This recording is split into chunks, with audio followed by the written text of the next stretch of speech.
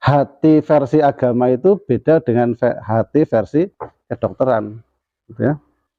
Kalau hati versi agama itu ya jantung, gitu ya. Jadi jantung. Tapi kalau hati versi kedokteran itu liver maksudnya, gitu ya. Jadi beda. Jadi yang dimaksud hati di sini adalah jantung.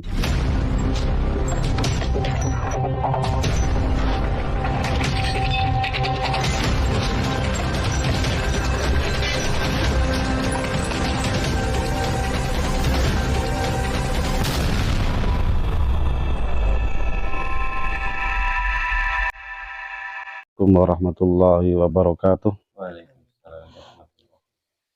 Innal hamdalillah nahmaduhu wa nasta'inuhu wa nastaghfiruh wa na'udzu billahi min shururi anfusina wa min sayyiati a'malina. May yahdihillahu fala mudhillalah wa man yudlil fala hadiyalah. Asyhadu an la ilaha illallah wahdahu la syarikalah wa asyhadu anna Muhammadan abduhu wa rasuluhu la nabiyya ba'da. Allahumma sholli ala sayyidina Muhammad wa ala ali sayyidina Muhammad kama shallaita ala Ibrahim wa ala ali Ibrahim fil alamin innaka Hamidum Majid. Kepada ikhwan fillah arsyadani warahmatullahi dan kepada para teman-teman semua, pertama kita mengucapkan rasa syukur kehadirat Allah Subhanahu wa taala. Pada kesempatan pagi hari ini kita bisa mengawali pagi hari ini dengan kebaikan. Mudah-mudahan kebaikan yang kita lakukan pada pagi hari ini menular untuk melaksanakan kebaikan-kebaikan berikutnya. Sholawat serta salam semoga tetap tercurah pada Nabi kita Muhammad Sallallahu Alaihi Wasallam beserta seluruh keluarga beliau, para sahabatnya, serta seluruh umatnya hingga akhir zaman. Pada kesempatan pagi hari ini ingin kita sampaikan sebuah ayat dari kalamullah, itu dari Al-Quran, yaitu yang berbunyi a'udzubillahi minasyaitonirrajim yauma la yanfa'u malun wala banun illa man atallaha biqalbin salimin. Untuk ayat ini sering dipakai oleh para ulama-ulama ataupun penulis-penulis di dalam mengawali sebuah materi tentang kebersihan hati, ya, ataupun qalbun salim, ya. Memang kalau kita merenungkan gitu, badan kita ini terdiri dari dua hal, gitu ya. Dua hal, yaitu yang sifatnya jasad, ya, yang kelihatan ini tangan, kepala, badan, kaki dan lain sebagainya. Dan juga ada yang sifatnya hati atau fisik dan non fisik, atau jasmani dan rohani, atau jasad dan hati, gitu ya. Dan yang lebih berperan penting itu malah justru hati, ya. Kenapa? Karena semua anggota badan yang sifatnya fisik ini, kelihatan ini, semua berjalan mengerjakan sesuatu itu atas dasar perintah daripada hati itu sendiri, ya. Jadi nggak bisa ini tangan itu berjalan sendiri, nggak bisa, gitu ya. Terus kaki melangkah sendiri nggak bisa.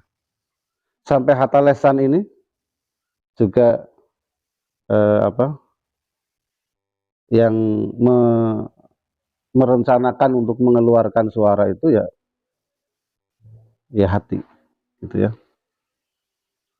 Maka hati ini mempunyai kedudukan yang amat sangat penting dalam kehidupan diri kita, ya. Namun kebanyakan orang lebih memprioritaskan fisik, gitu ya, memprioritaskan fisik kita. Kalau sakit, misalnya kalau sakit saja lah ya, sakit ini kan kita sakit paru-paru, sakit jantung, ataupun sakit yang ringan-ringan itu kita sibuk untuk bagaimana fisik ini bisa segera sembuh. Namun ketika hati kena penyakit, jadi hati itu juga punya penyakit. itu mereka nggak sibuk untuk berupaya menyelesaikan ataupun menyembuhkan, cari cara terapi apa gitu supaya penyakit hati itu bisa segera sembuh. Ya, nah, maka kita harus lain daripada yang lain. Ya. Kalau kebanyakan manusia itu mereka lebih mengutamakan keadaan fisik, maka kita selaku orang yang lebih atau mungkin lebih tahu terlebih dahulu tentang keadaan fisik dan hati ini, kita harus merubah ya, merubah cara pandang ataupun tindakan kita terhadap permasalahan kehidupan yang menyangkut tentang kehidupan kita, baik fisik maupun non fisik kita ya. Bahkan seorang ulama besar ya, namanya Hujjatul Islam, gelarnya itu Hujjatul Islam ya. Itu yang namanya Imam Ghazali dalam kitab yang sangat fenomenal itu Ihya Ulumuddin, itu menjelaskan di awal-awal bab itu bahwasanya gini, kita diperintahkan untuk thalabul ilmi faridatun ala kulli muslim, menjelaskan hadis ini gitu ya. Thalabul ilmi faridatun ala kulli muslim, kewajiban mencari ilmu itu adalah wajib bagi setiap muslim. Lalu ilmu apa yang harus dipelajari terlebih dahulu gitu ya, kan perintah dasarnya kan mencari ilmu itu wajib bagi setiap muslim. Tapi ilmu apa dulu yang harus didahulukan? Imam Ghazali mengatakan ilmu yang lebih dahulu yang harus dipelajari itu ternyata adalah ilmu hati, gitu ya. Ilmu hati. Ya bagaimana supaya hati itu bisa selamat dan dari penyakit-penyakit hati itu sendiri. Inna fil jasadi mudghatan. Idza salahal jasadu kulluhu. Wa idzal fasadal jasadu kulluhu. Ala wahyal qalbu. Sesungguhnya di dalam hati ini ada segumpal darah, gitu ya. Segumpal darah. Maka apabila segumpal darah ini baik, maka baik seluruh tubuh, gitu ya. Dan apabila rusak segumpal darah ini, rusak pula seluruh tubuh. Ala wahyal qalbu. Ketahuilah bahwasanya segumpal darah itu adalah hati. Ya. Mungkin perlu kita samakan persepsi, gitu ya. Hati versi agama itu beda dengan hati versi kedokteran, gitu ya. Kalau hati versi agama itu ya jantung, gitu ya. Jadi jantung. Tapi kalau hati versi kedokteran itu liver maksudnya, gitu ya. Jadi beda. Jadi yang dimaksud hati di sini adalah jantung. Nah, maka itu tadi segumpal darah itu ya jantung tadi. Yang kalau jantung bergerak, kalau jantungnya itu sudah mati, berarti ya mati. Gitu kan. Maksudnya yang memang yang mengontrol seluruh badan ini ternyata jantung, gitu ya. Sampai otak ini ya, otak ini yang apa namanya, yang mengontrol seluruh aktivitas saraf-saraf di sini, gitu ya. Kalau sarafnya otaknya kena bermasalah, kena air atau kena darah atau kemasukan apa gitu kan, saraf-saraf di otak ini lumpuh, atau yang sering juga mungkin ada sebagian itu stroke atau apa gitu ya. Tetapi yang mengontrol otak ini jantung ternyata, gitu ya. Kalau jantung itu ngambek mensuplai darah ke otak, ya tadi otak itu tidak bisa berjalan atau tidak bisa mengontrol semua aktivitas saraf-saraf yang ada di seluruh anggota badan. Ya, maka pentinglah ya kita tentang apa namanya, hati ini penting. Nah, maka kita harus ada usaha sekuat tenaga kita untuk bagaimana hati itu bisa bersih, karena hati itu ada tiga ya, hati yang sakit, hati yang mati, bahkan yang terakhir adalah hati yang hidup, gitu ya. Qalbun salim, qalbun marid, dan qalbul mayit, gitu ya. Nah, maka kembali kepada ayat yang pertama yang saya baca tadi adalah a'udzubillahi minasyaitonirrajim, yauma la yanfa'u malun wala banun illa man atallaha biqalbin salimin.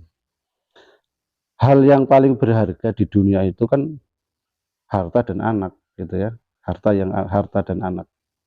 Orang itu bisa saling bunuh demi demi harta. Dan keluarga itu bisa juga saling bunuh, bahkan saling bisa bertengkar juga demi anak. Orang tua itu bisa saling satru. Satru itu apa ya bahasanya? Tidak kenal, gitu ya, tidak saling nyapa sampai bertahun-tahun, bisa juga karena anak.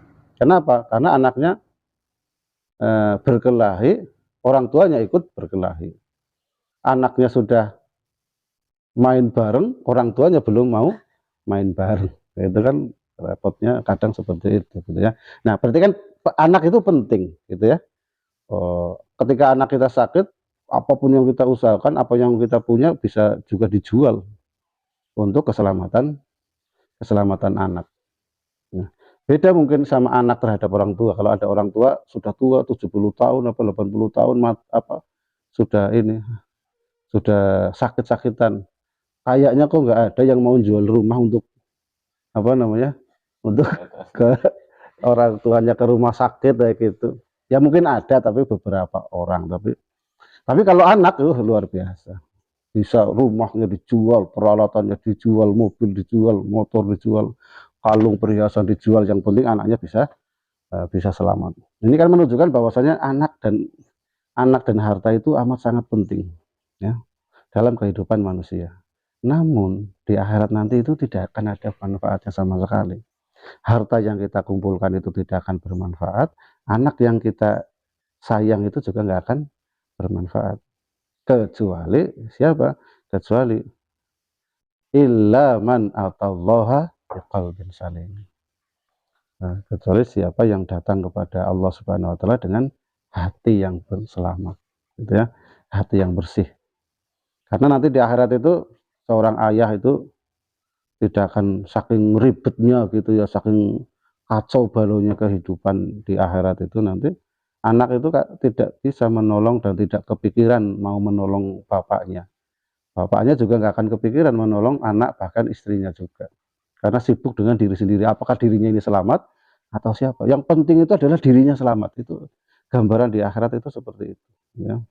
Nah, maka dari itu usaha kita untuk membersihkan hati kita itu ya harus segera senantiasa diusahakan terus menerus, ya. Karena sifat hati itu ternyata, kenapa hati itu disebut kolbun, gitu ya. Kalau dalam bahasa Arab itu konon katanya kolbun itu artinya bolak-balik, gitu ya, berbolak-balik. Jadi hati itu senantiasa berbolak-balik, gitu ya. Bahasa ininya ya pagi tempe, sore dele, gitu ya. Sangat berubah, sangat cepat berubah. Maka dari itu pagi senang, sore sudah bisa membenci, gitu ya.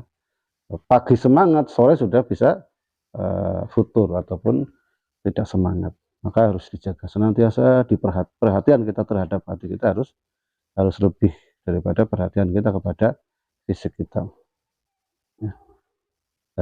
Apa yang harus dijaga dan apa yang harus diusahakan, minimal ya kebersihan hati. Hati itu yang mengotori, yang pertama adalah syirik kepada Allah Subhanahu wa taala.